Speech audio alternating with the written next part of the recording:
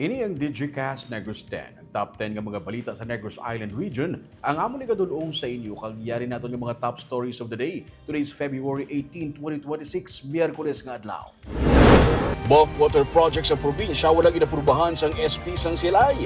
Gobernador nagsiling nga, no hard feelings. Isa patay, isa pilason sa pagpaniro sa Binalbagan. NPA nag-ako sa krimen. 24 ka mga empleyado sang Binalbagan LGU nagpositibo sa drug test. Smuggled ng mga sigarilyo na recover sa Escalante City. Kag sa good vibes, gatas nga ginaproduce ng local farmers, ginhimo nga cheese. Inatanan sa Digicast Negros 10.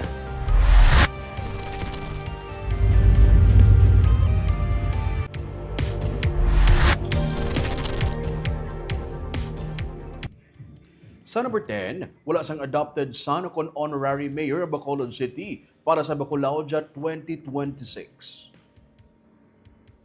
Ginkumpirmar ni Bacolod City Mayor Greg Gasataya nga wala sang honorary mayor kag adopted son ng syudad sa paghiwat sa Bacolod sining tuig. Suno sa iya, inibangod gusto sa Bacolod Committee nga mangin simple lamang ang selebrasyon kagay sa gipatigayon nga lights on ceremony sa Disyembre. Nakigsapol ang alkalde sa komitiba nga nagapanguna sa tuigan nga Bacolod, ginkasugta nila nga simplihon na lang ang selebrasyon bangod sang sunod-sunod nga mga bagyo nga naglabay sa syudad. Ginsiling ni Gasataya nga iya ginarespeto ang desisyon sang komitiba. Kag nagalaom man siya nga sa masunod nga tuig, magabalik na ang naandan nga pagsaulog sang Bacolod Festival. Sunod sa kay John Stephen C., ang presidente sang Bacolod, sa masunod nga tuig, mag-a-appoint na sila liwat sang honorary mayor kag adopted son. Nagpainaman sang 5 milyones pesos ang syudad bilang bulig nga pondo sa amo nga kahiwatan. Meeting namon January, no? Pamangkot na ko ang committee kung ano ilang plan. So ang ila lang is considering sang mga nagkalatabo last quarter, nakatamo-damo may bagyo, linog, damo natural calamities. They preferred nga implement sang celebration na simple. No? So, because of that, ako ginarespeto na ko ang desisyon sa Bacolod committee. Kasi in the first place, para ni sila celebration. But ang ilang commitment nga by next year definitely it will go back to the usual celebration.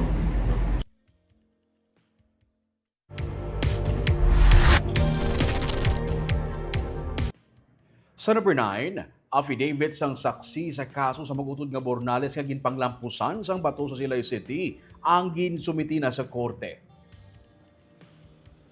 Ginahulat karon sang Silay City PNP ang resulta sang evaluation of documents sa mga affidavits nga ilagin pasa sa prosecutor's office may angot sa kaso sa mag-utod nga Bornales nga ginpanglampusan sang bato sa ilang balay sa barangay Ilopez sa Silay City sa Pebrero 7, 2026. Sunod sa kay Police Captain Judicis Catalogo, ang spokesperson sa Negros Occidental Police Provincial Office, nalakip sa ginpasa nga affidavits among testimonya sang mga saksi kag mga ginikanan nga amo ang complainant sa kaso. Sunod kay Catalogo, gina-evaluate sa prosecutor ang material value sang unod ka mga testimonya.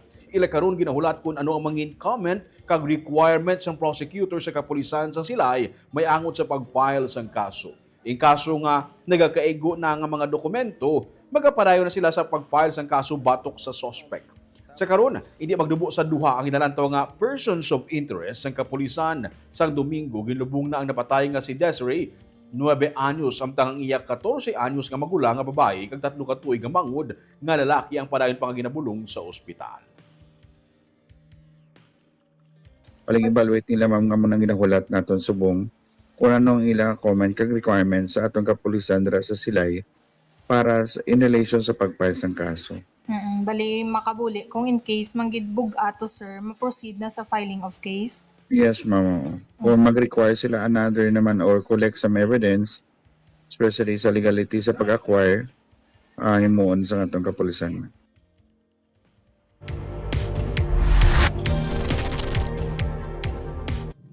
Sa number 8, masobra sa 700,000 pesos nga balor sa mga smuggled nga mga sigarilyo na kumpiskar sa Escalante City.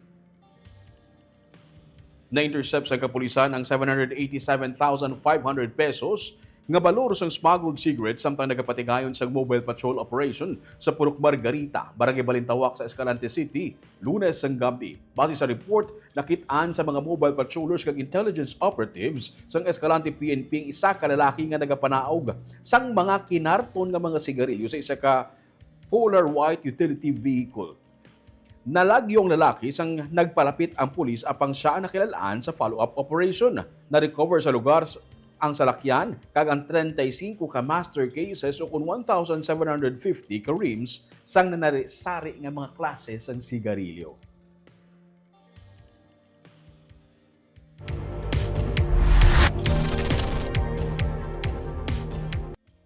Sa number 7, sa Banwa sa Murcia, isa ka tricycle driver patay sa pagpaniro kay nasang aga. Gintiro sang gunman ang nagaangkas sa motorsiklo ang tricycle driver sa Purok La Roca, Barangay Santa Rosa, Banwa sa Murcia, kay nasang aga. Nagabiyahe ang tricycle sang 49 anyos nga lalaki kag siya ang may gindulong nga mga pasahero nga estudyante sa Lopez Haina antes nagluntad ang pagpaniro. Sunod sa kay Police Captain Honey Labaro, ang hepe sa Murcia PNP, dead on arrival sa ospital ang biktima. Nagagawa sa investigasyon nga ginsundan ang biktima sang duha ka mga sospek nga nagaangkasanay sa motorsiklo kag paglabot sa Purok La Roca, gintiro siya sang gunman. Ang mga sospek nakasuksok sang bonnet kag hood. Naga-backtracking karon ng kapulisan sa posible CCTV cameras nga naka-capture sang video sang mga sospek. Sa karon, wala pa sa may nakit-an nga motibo sa pagpatay sa tricycle driver. Suno kay Labaro, isa lang ka lugar sa Purok Relocation, Barangay Santa Rosa ang biktima kag ang kagawad nga ginpatay sa tong Enero 26 apang hindi pa nila mahambal kung konektado ang duha ka mga insidente bangod padayon pa ang investigasyon.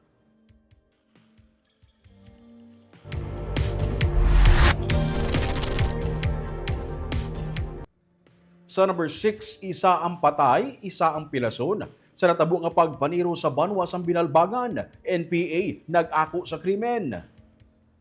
Patay ang isa ka planter sang tubukag pilason ng iya kaupod matapos gintiro sang wala pa makilalaan nga persona Martes ang hapon sa sitio Sulbod, Barangay Santol sa Banwa sang Binalbangan. Ginkilala ang napatay nga planter nga si alias Ray kag si alias Edgar naman ang pilason. Sa inisyal nga investigasyon sa PNP, ginhawanan sa biktima ang alagyan sa truck nga may nagtiro sa iya. Igo sang bala sa ulo kag butkon ang ginkamatay ni Ray samtang pilas sa paa naman ang naagom sang iya nga kaupod. Sa statement nga ginpagwa sang Romeo Nanta Command sang NPA, ila ginaligar nga si Ray isa ka intel sang army sa lugar. Ginatudlo man siya nga sang mga rebelde nga nagtukod sang intel network sa area. Ila na siya na istorya sadto apang nagsige pa siya sa gihapon sa paghatag sang impormasyon sa army gani ila siya nga ginsilutan.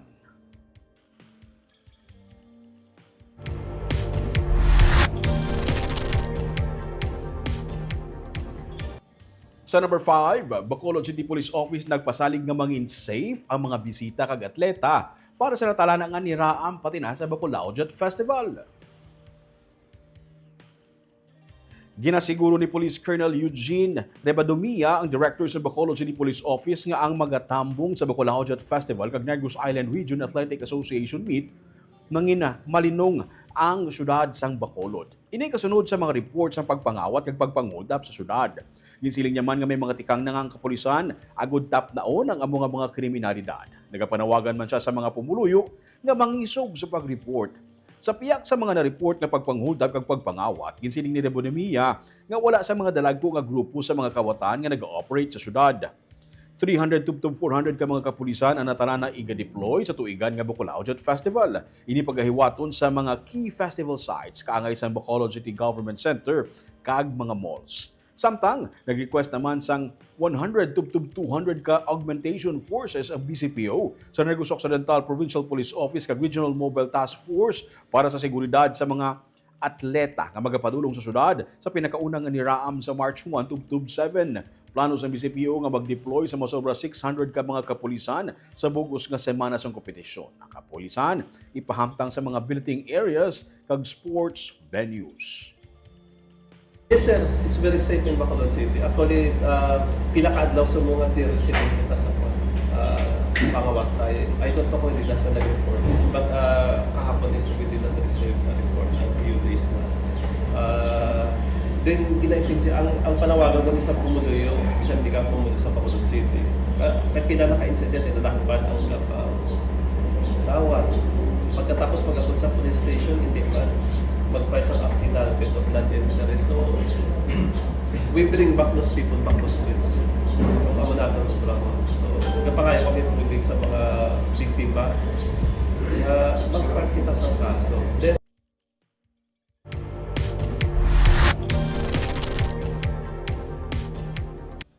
Sa number 4, may masobra sa isa kagatos ka mga nagapuyo sa igad sang dalanon sa Bacolod City, suno sa DSSD. May 107 ka mga individual ang suno sa Department of Social Services and Development sang Bacolod City nga nagaistar sa gihapon sa kilid sang dalan sa syudad. Sa gitpatigayon nga mapping sang DSSD sadtong Pebrero 12 kag 13, may 22 ka mga pamilya kag 50 ka mga solo living individuals nga ila nakit-an nagapuyo sa kilid sang dalan. Sa record sang DSSD, nagjutay na ang mga pamilya nga nagaistar sa kilid sang dalan pero nagdamo naman ang mga solo living individuals. Apesar sa nagapadayon nga anti-mendicancy program sa syudad, ginsiling ni Alma Agustilo, ang Assistant Department Head sang DSSD, nga nagapanago ang mga ini kun adlaw, rason nga hindi sila dali-dali ma-identify.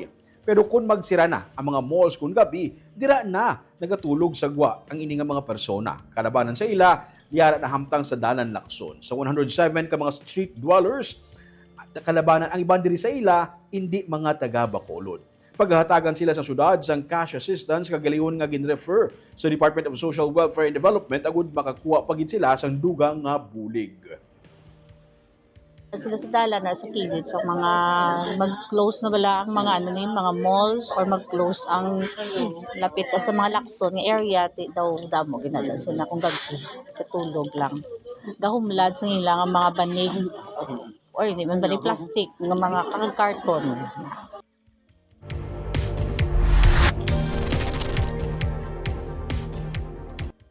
Sa number 3, patapos na ang banwas ang ginigaran sa pagpanagtag sang ayuda gikan sa DSWD para sa mga biktima sang Bagyo nga Tino. Inisunod sa kay DSWD Regional Director Arwin Razo nga nagsiling man nga masulod naman sila nga magapanagtag sini nga semana sa 3 ka iban pa nga mga LGU.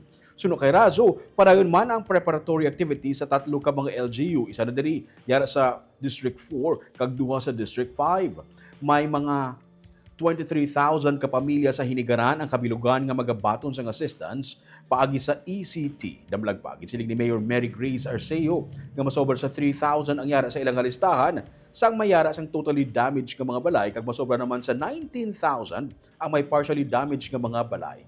10,325 ang ginbaton sang 10,325 pesos ang ginbaton sa mga may totally damaged nga mga balay kag 5,369 pesos naman ang nabaton cash assistance sang mga tourism workers gikan sa syudad sang Cadiz, Bago, Sagay kag Escalante kag mga banwa sang Ilog kag Calatrava nga apektado man sang Bagyo nga Tino.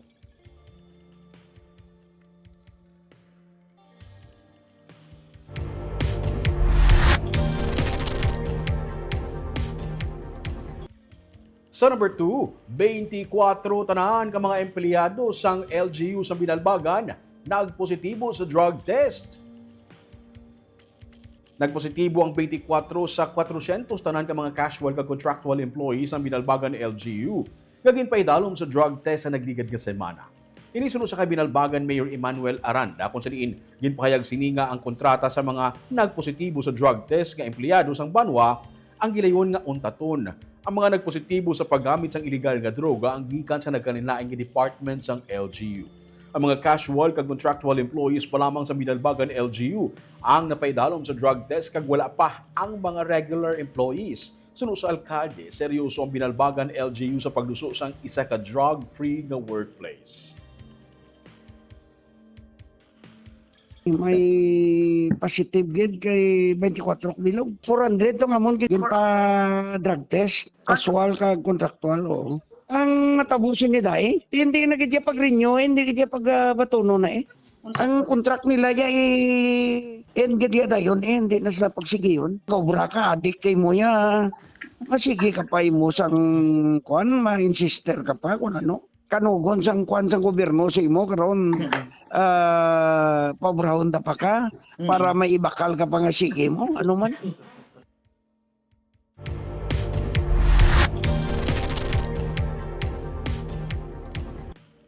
Kag sa numero 1 sa mga balita subong adlaw.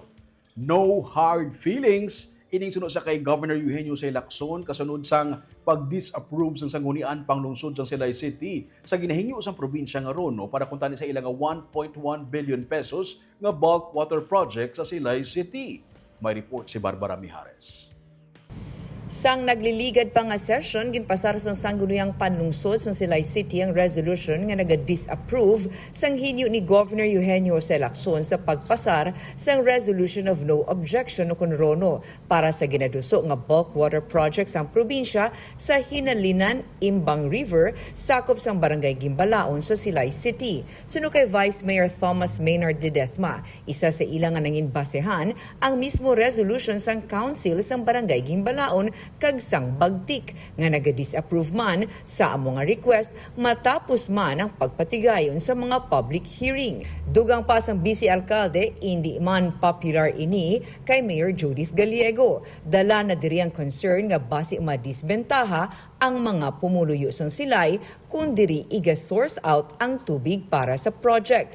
Pero klaro sang Vice Alcalde, kung luyag sang probinsya nga sa Malugo River na lamang bukas ang Silay LGU para diri.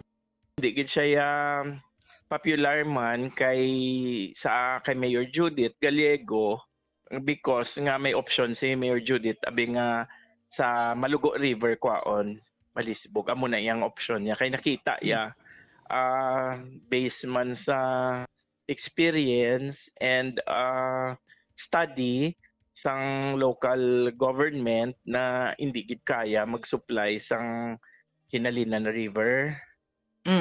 So it might be affected and disadvantageous kid. So medyo kami sa council medyo natungan so wala gid na disapprove gid. Ginarespeto sang gobernador ini kag magasunod sila sa nangin desisyon sang SP. Ginalantaw sang probinsya suno kay Lacson nga hindi naman gani sila maghinyo pa sang reconsideration gikan sa Silay SP. Kasunod sini talakayon pa sang gobernador ang mangin final nga desisyon sa probinsya. Una nga base hindi na lamang pagdayunon ang bulk water project nga ginakabigdamlag pa nga flagship program. Ikaduha suno kay Lacson nga kun madayon gid man mahimo small scale na lamang. Magapagwa sila sa pahayag kung ano ang madesisyonan. Pero sa tunga sinitanan, no hard feelings suno sa gobernador. Specifically, we respect the decision of the two barangays and obviously concurred by the City of Silay. So anong mensahe mo sa naagos kung kanuban mo sa project na intended para sa pagratag tubig sa being in the provincial government, of course, it is our duty to find ways, in this case, increase water supply. No? But wala lang, no hard feelings. Dalakayon man sa probinsyang option angot sa pag-source out sang tubig sa Malugo River suno kay Lacson. Tuyo sang bulk water project nga masabat kun tani ang matinlo kag potable nga tubig nga kinahanglanon sa mga Negrosanon. Barbara Mijares, Digicast Negros.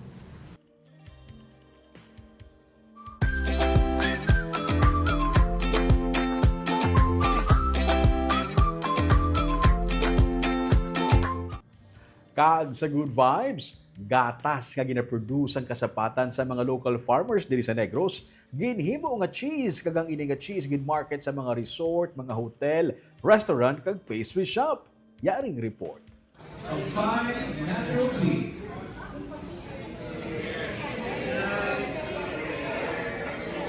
Nagtililipon sa lanay sa Barangay Pahanukoy sa Bacolod City ang mga resort owners, hotel managers, chefs kag pastry shop owners para sa cheese tasting. Ang cheese kagin patilaw, himo halin sa Carabao kag cow's milk halin sa local farmers sa Negros. Istorya ni Ramon Chinchin Oy Jr. ang tag-iya sang lanay. Humalin sang una, organic produce ang mga Negrense farmers ang ilang gina-serve sa ilang aresto. Sang nakilala niya ang Australian nga mag-asawa nga cheesemakers kasanday Ian kag Christina McKay na istoryahan nila nga buligan ang local farmers kay nagasobra lang ang supply sang gatas. Sa bulig sang amay ni Chinchin nga si Ramon Oy Sr., naghimo sila sang cheesery para may mabakal sang supply sang gatas sang mga mangunguma. So our goal is really to work with the farmers because we work with a lot of farmers here in Negros. So we have a lot of supplies ng cow's milk and Carabao's milk. So eventually goat's milk, we also do goat's milk and cheese. So that's really the goal is really to add value to the product that they have and then increase their income. So we share the same advocacy with Christina and Ian. So that's really their advocacy to really help uplift the lives of Filipino farmers. Ang cheesemakers nga sanday Ian kag Christina ang nagikan sa Mindanao kag nagatudlo man sila sang farmers didto sang cheesemaking. Gani sa matagaan sang oportunidad nga makatrabaho kaupod ang local farmers sa Negros, nagdesisyon sila nga magpadulong man diri. Resilience and self-determination through improving their health, education, agricultural security, and livelihood projects that produce sustainable outcomes.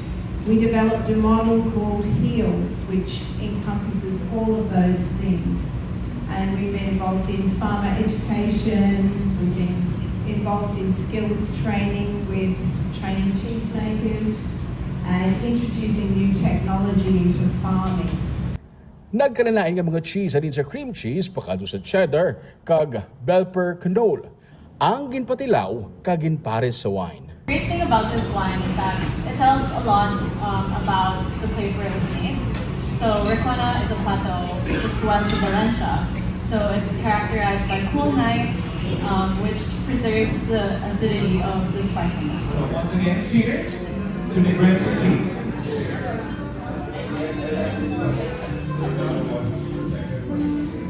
Suro pa kay uy, panugod pa lamang ini. Sa subong pa lang, may mga orders na sila halin sa mga top restaurants sa Manila nga luyag tilawan ang cheese nga himo diri sa Negros. Shoutout anay sa aton nga live viewers subong gabi si Gerardo Marquez. May hapon DJ ka sa rooming watching here from Bacolod City. Si Gerald Liagono Estardo nagpadala sang 99 na stars. Thank you, Gerald. Si Jube Yap Janala mayang hapon. Choy Rubing Subaldo, DJ Casnag is watching live from the city of Pines.